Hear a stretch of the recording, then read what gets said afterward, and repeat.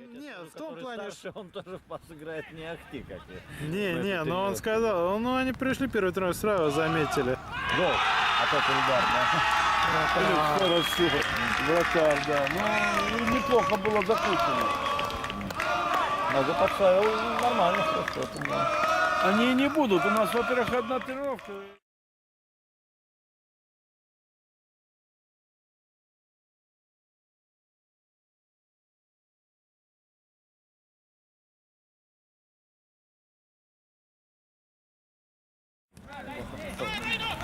Потому что они как этого запутали всю оборону. Ай-яй-яй, ой, его разбился, блядь. Нет? Ты молодец. Ему откатили вот на 16, он долбанул. Он там грамотный такой.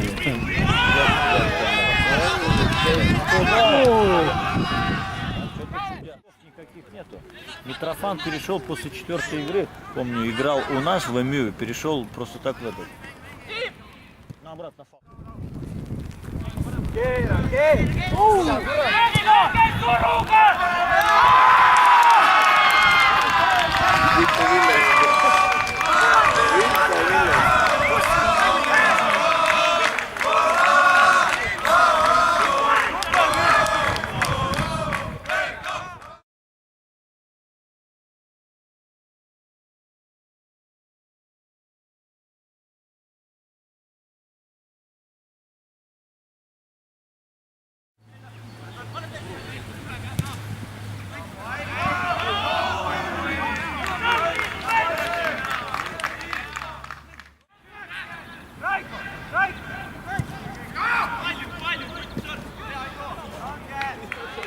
Что там?